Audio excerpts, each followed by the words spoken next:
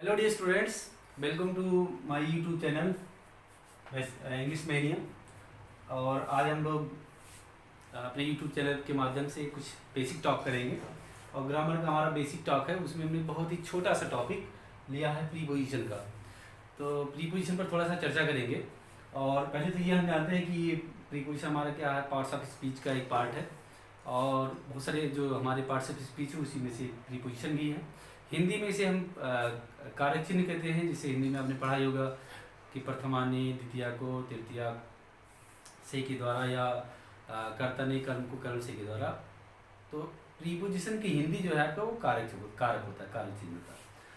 और प्रीपोजिशन जो टर्म है इंग्लिश में बहुत ही क्लिष्ट है, बहुत इजी नहीं है, सबको समझ में नहीं आता। उसका कारण ये है कि उसमें बहुत सारे रूल्स हैं, जिसकी वजह से बहुत सारे टीचर्स खुद भी इसमें कूदने से बचते हैं और बच्चों को भी एज इट इज़ में काम चला लेना पड़ता है। तो उसी बेसिक टॉक को हम चर्चा करेंगे। कुछ बेसिक चीज़ें हैं जो वही होती हैं, उससे अलग नहीं होती हैं। तो पहली बात तो प्रीपोजिशन में आपको बता दें कि प्रीपोजिशन में प्रीपोजिशन जो हमारे हैं वो बहुत सारी चीज़ें तो आपकी वर्ब पर डिपेंड करती हैं कि इसमें पहले से डेफिनेट है कि इस वर्ब के बाद यही प्रीपोजिशन आएगा या इस वर्ब के बाद कोई प्रीपोजिशन नहीं आएगा।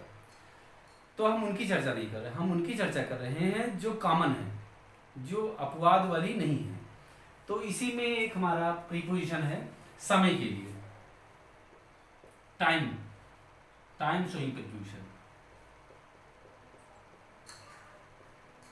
इंग्लिश ग्रामर में जब कभी भी आता है तो ऑलमोस्ट केसेस में वो प्रीपोजिशन के साथ ही आता है, वो किसी न किसी प्रीपोजिशन के साथ रहेगा। तो हम उसी टाइम प्रीपोजिशन की बात करेंगे, प्रीपोजिशन ऑफ टाइम।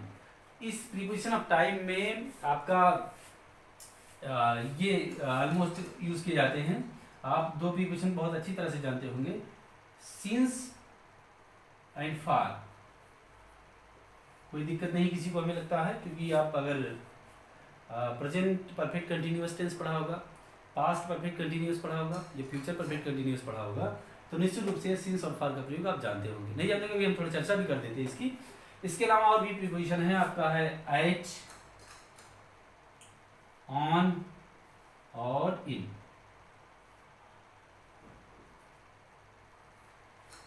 ये एट, ऑन और इन प्रीपोजिशन भी समय से पहले यूज किए जाते हैं। तो हम इन्हीं को चर्चा करेंगे कि एट का यूज कहाँ करते हैं, ऑन का यूज कहाँ करते हैं और इन का यूज कहाँ करते हैं। तो देखते हैं, बहुत ही इजी कोशिश करूंगा कि आपको समझ में आ जाए, क्योंकि बहुत सारे रूल्स बता करके मैं आपको कंफ्यूज नहीं करना चाहता। लेट अस सी। तो हम ये कहना कि किसी न किसी समय के पहले आता है। तो अगर हम समय की बात करें, टाइम की बात करें, तो इस टाइम को हम कुछ इस तरह से भी डिवाइड कर सकते हैं, तीन प्रकार से।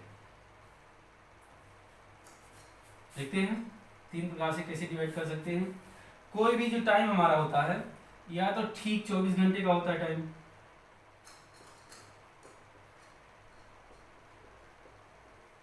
हमारा जो टाइम होगा या तो ठीक 24 घंटे का होगा,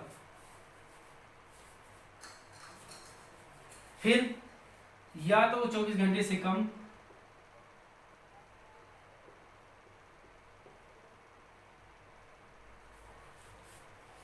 हमारा जो टाइम होगा या तो ठीक 24 घंटे का होगा। जैसे मान लीजिए अगर कह दिएगा मंडे, सोमवार, तो ये 24 घंटे का टाइम है। या कह दिएगा कि 12 सितंबर, तो 12 सितंबर भी आपका 24 घंटे का टाइम है, क्योंकि 24 आवर्स का आपका डे माना जाता है। और या तो फिर 24 घंटे से अधिक का।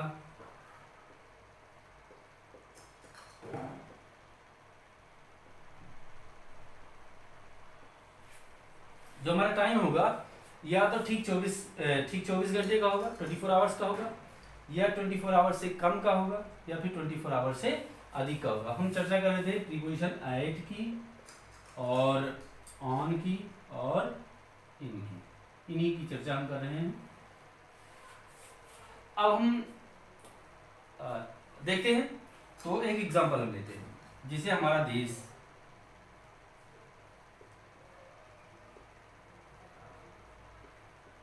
रात में आजाद हुआ,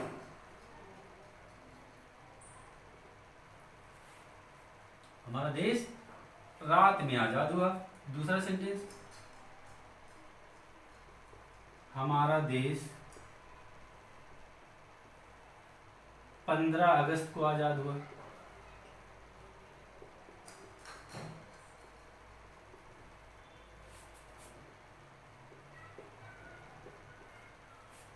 ये है। और हमारा देश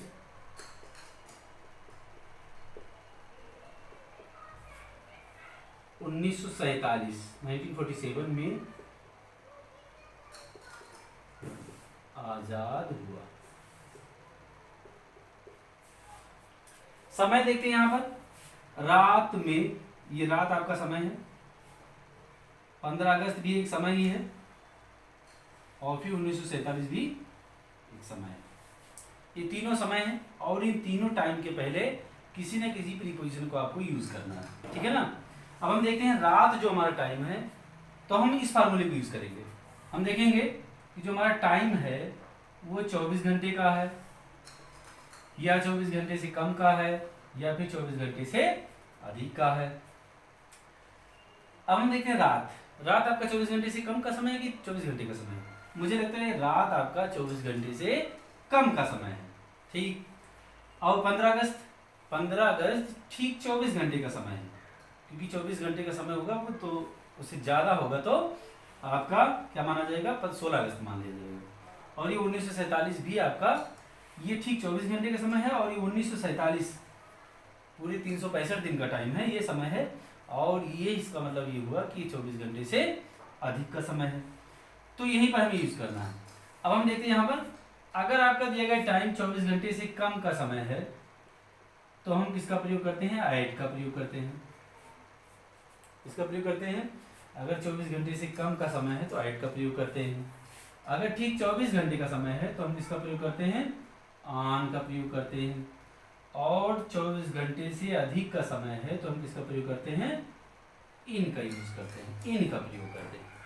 बात समझ में आई? एक बार फिर से देख लीजिए, 24 घंटे से कम का समय है तो ऐड का प्रयोग करेंगे, 24 घंटे का समय है तो ऑन का प्रयोग करेंगे, 24 घंटे से अधिक का समय है तो इन का प्रयोग करेंगे। तो अब आप बताइए, ये यहाँ पर रात में, ये 24 घंटे से कम का समय है, तो यहाँ में की अंग्रेजी क्या होगी, एट, ऑन, इन में से ऐड का प्रयोग किया जाएगा। क्यों? क्योंकि 24 घंटे से कम का समय है, यानी यहां पर हम किसका यूज करेंगे, ऐड का यूज करेंगे। इंडिया या our country got freedom at night, इसकी अंग्रेजी क्या बनेगी, आवर कंट्री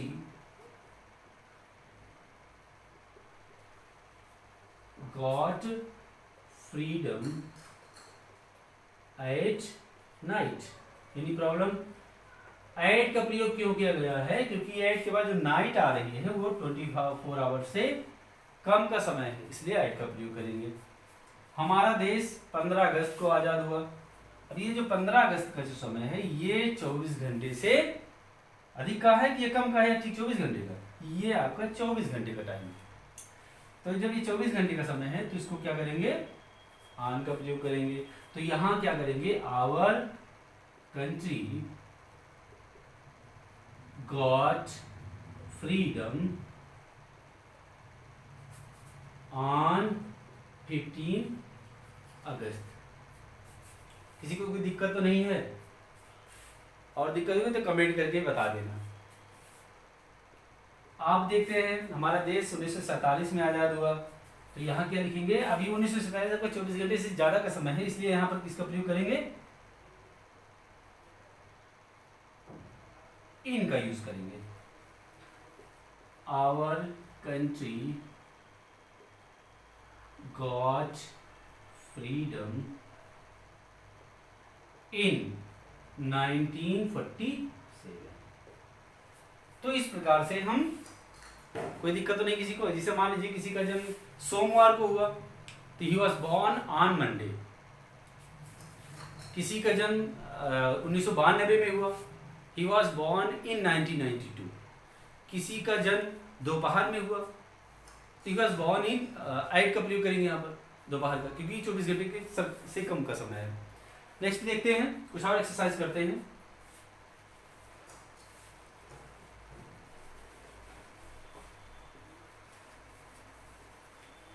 देखिए अगर हम इस 24 घंटे का जो हमारा टाइम है, कोई दिन है मान लीजिए, दिन जो हमारा है 24 आवर्स वाला, ये तो दिन की शुरुआत पहले तो होता है आपका डॉन। दिन में कितने पहर होते हैं, 24 घंटे में कितने पहर होते हैं, तो देखते हैं उन पहर को देखते हैं। डॉन होता है, फिर मॉर्निंग होता है, उसके बाद नून आता है, आफ्टरनून, उसके बाद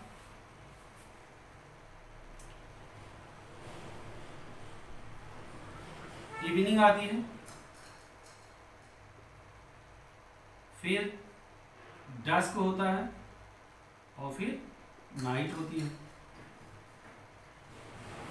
तो कितनी हुई, 6, यानी इस 24 घंटे में हमारे 6 पहर होते हैं। डॉन, मॉर्निंग, नून, इवनिंग, डस्क, और ये डस्क यानी गोधूल को कहते हैं।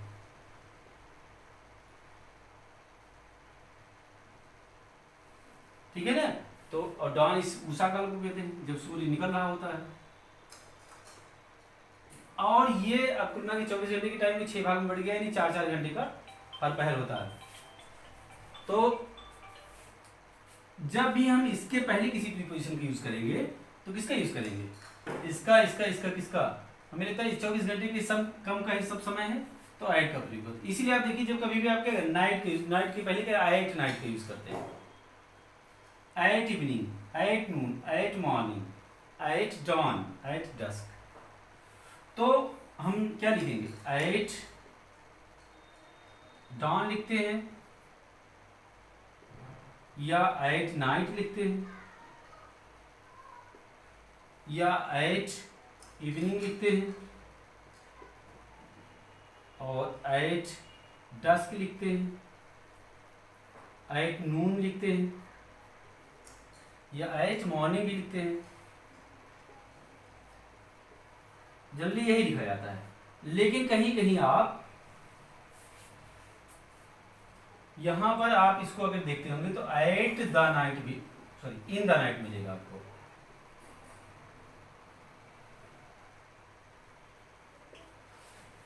तो मेरे कहने का मतलब है कि चाहे आप एट लिखिए और चाहे लिखिए द, चाहे लिखिए इन द, इन दोनों का एक ही मतलब है।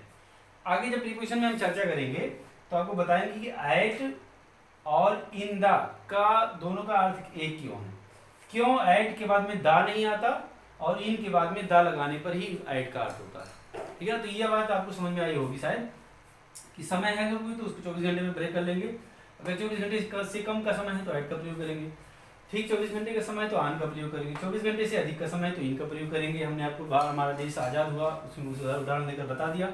फिर आपको बताया कि 24 घंटे जो हमारा टाइम होता है ये 6 भागों में बटा होता है, डॉन, मॉर्निंग, नून, इवनिंग, डस्क और नाइट में। इनके पहले जब आएगा कोई चीज, कोई प्रीपोजिशन, तो एट का ही प्रयोग होगा क्योंकि ये 24 घंटे से कम के समय होते हैं। लेकिन कहीं कहीं आपको एट डॉन के स्थान पर इन द डॉन मिल सकता है, एट मॉर्निंग के स्थान पर इन द मॉर्निंग हो सकता है, एट नून के स्थान पर इन द नाइट नून हो सकता है, एट इवनिंग के स्थान पर in the evening, at dusk के स्थान पर इन द इवनिंग डस्क हो सकता है, एट नाइट के स्थान पर इन द नाइट हो सकता है। तो आपको कंफ्यूज होने की जरूरत नहीं है क्योंकि एट का जो अर्थ है वही अर्थ इन द का भी है। तो ये हमारा एक बेसिक जो है ये हुआ। अगला हम देखते हैं छोटा सा, और हमने कहा था कि सिंस और फार का यूज कैसे करेंगे देख लेते हैं।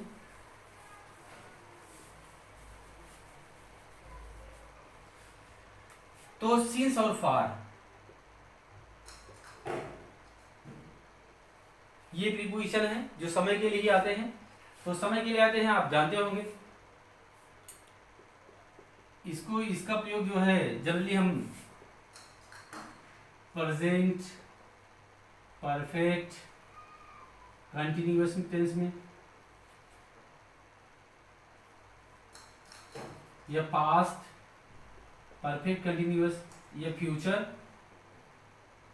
परफेक्ट कंटिन्यूअस टेंस में ही करते हैं सिंस और फार का प्रयोग, है ना। या हम ये देख लें कि हैज, हैव या हेड के बाद बीन अगर आ रहा है और उसके आगे की लाइनों में अगर टाइम कहीं आ रहा है तो निश्चित रूप से वो सेंटेंस आपका इन्हीं तीनों में से है और उसके लिए टाइम के पहले सिंस और फॉर का प्रयोग हम करेंगे। तो आप जानते होंगे सिंस का प्रयोग हम करते हैं निश्चित समय के लिए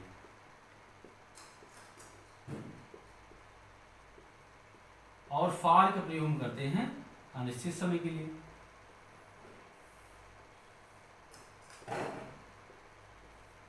अब ये निश्चित समय और निश्चित समय हमारे बच्चों को जल्दी समझ में नहीं आता कौन सा समय निश्चित है कौन सा समय अनिश्चित है। यानी point of time, point of time इसी कहते हैं निश्चित समय को पॉइंट ऑफ टाइम, और इसे कहते हैं पीरियड ऑफ टाइम।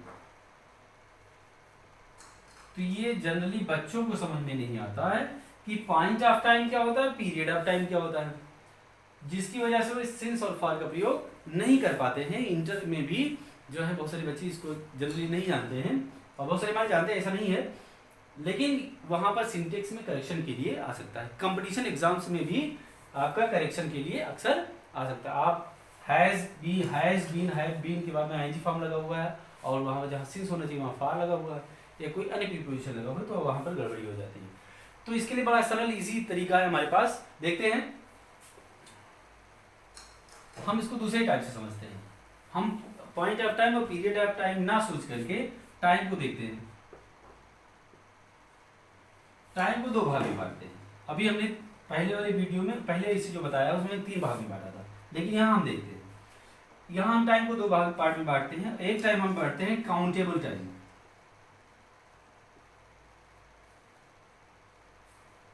कौन सा टाइम, और दूसरा हम बांटते हैं अनकाउंटेबल।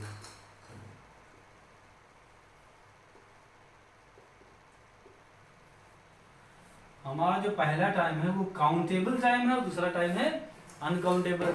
इसका मतलब क्या है, इसका मतलब ये है कि जो हमारी टाइम होती है वो या तो काउंटेबल होगी या अनकाउंटेबल होगी। काउंटेबल का मतलब काउंट की जा सके, ऐसे 1 2 3 4 5 इस तरह से अगर आप उस दिए गए टाइम को काउंट कर सकते हैं तो आपकी काउंटेबल टाइम है। अगर दिया गया टाइम काउंटेबल नहीं है, अनकाउंटेबल है, तो उसको आप गिन नहीं पाएंगे। यानी जिस टाइम को आप गिन सकते हो, गिने जाने वाला टाइम, जो टाइम आप गिन सकते हो वो आपका काउंटेबल है और जो गिन नहीं सकते वो अनकाउंटेबल है। अब जैसे मान लिया हमने कह दिया 5 दिन, क्या कह दिया 5 दिन, तो अब आपका ये 5 दिन टाइम काउंटेबल है क्या अनकाउंटेबल। 5 दिन अब बात की गई है तो 1 पहला दिन, दूसरा दिन, तीसरा दिन, चौथा दिन और 5वां दिन। तो इस तरह से आप इसको काउंट कर सकते हो। तो ये नहीं कुल मिलाकर ये हो जाएगा काउंटेबल टाइम। लेकिन अगर मान लीजिए हमने मान लीजिए कह दिया सोमवार, तो सोमवार तो काउंट नहीं कर पाओगे। सोमवार कहाँ काउंट होगा। अगर ये कहा जाए 2 सोमवार, तो पहला सोमवार दूसरा सोमवार ये तो काउंट कर ले जाएंगे, लेकिन सिर्फ सोमवार कहा जाएगा तो काउंट नहीं कर पाएंगे। यानी अगर मान लीजिए अक्टूबर कह दिएगा तो अक्टूबर कैसे काउंट करेंगे। अक्टूबर के दिन अगर कहा जाएगा तो उसके दिन को काउंट कर ले जाएंगे, लेकिन अक्टूबर कहा जाएगा तो काउंट नहीं कर पाएंगे। तो यानी जो हमारा टाइम होगा वो इसी आधार पर डिसाइड होगा। अब अगर तो आप गिन ले जाएंगे या नहीं गिन पाएंगे, गिन ले जाएंगे जहां तक है। अगर आप उस दिए गए टाइम को अंगुलियों पर गिन सकते हैं 1 2 2 3 4 5, तो अगर उसे गिन सकते हैं तो वो हो जाएगा आपका काउंटेबल टाइम, और अगर गिन नहीं पाएंगे तो हो जाएगा अनकाउंटेबल टाइम। और अगर तो हम चर्चा कर रहे थे कि जो टाइम हमारा होता है इसको 2 भाग में बांटते हैं, एक काउंटेबल टाइम और दूसरा अनकाउंटेबल टाइम। काउंटेबल टाइम क्या है, जिस टाइम को हम काउंट कर सकते हैं, अपने फिंगर्स पर गिन सकते हैं, उसे हम काउंटेबल टाइम कहते हैं। और जिसे हम गिन नहीं सकते वो हमारा अनकाउंटेबल टाइम होता है, यानी गिने जाने वाला टाइम।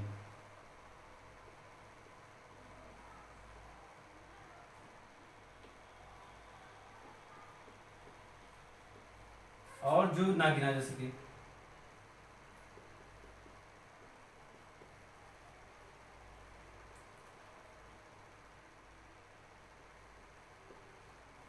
अब अगर आपको लगता है दिया गया जो टाइम है वो आप गिन सकते हैं, जैसे मान लीजिए 5 डेज 5 दिन, 10 दिन, 15 सप्ताह, कोई डिजिट आ रहा है, कोई संख्या उसके पहले आ रही है, तो वो आपका काउंटेबल टाइम होगा, क्योंकि संख्या आएगा तभी आप उसको गिन पाएंगे। और जब संख्या आएगी, गिने जाने वाला टाइम होगा, तो उसके पहले हम फॉर का यूज करेंगे। और अगर कोई संख्या दिए गए समय के पहले नहीं आ रही है तो हम किसका यूज करेंगे? सिंस का यूज करेंगे। ये हमारा है आपका बेसिक टॉक। और बेसिक टॉक में आज हमने चर्चा किया कि एट का यूज कहाँ करते हैं समय के लिए, ऑन का यूज कहाँ करते हैं, इन का यूज कहाँ करते हैं। उसके साथ ही साथ हमने चर्चा की कि सिंस का यूज कहाँ करते हैं और फार का यूज कहाँ करते हैं। तो गिने जाने वाले टाइम के लिए फार का यूज करते हैं, और जिस टाइम को हम नहीं गिन पाते वो सिंस का यूज करते हैं। और जल्दी हम गिने जाने वाला और ना गिने वाला झंझट छोड़िए। एक सीधा सा, अगर जो समय दिया गया है उसके पहले कोई डिजिट है, कोई नंबर है, कोई संख्या है, तो संख्या है तो फार का यूज करेंगे, और संख्या नहीं है तो सिंस का यूज करेंगे। जैसे मान लीजिए कह दिया गया सोमवार, संख्या नहीं है, सिंस का यूज करेंगे। और कहा गया 2 सोमवार, फार का यूज करेंगे। कहा गया 10 वर्ष, फार का यूज करेंगे। और कह देगा कई वर्ष, सिंस का यूज करेंगे। कई वर्ष कहा गया तो संख्या नहीं है। जब संख्या होगी फार का यूज, संख्या नहीं होगी सिंस का यूज करेंगे। बहुत इजी। और बेसिक टॉप में फिर आगे मिलेंगे ऐसी प्रिपरेशन के इंटरेस्टिंग से। बने रहिए हमारे साथ, आपको भी मजा आएगा और हमें पढ़ाने में मजा आएगा। बाय।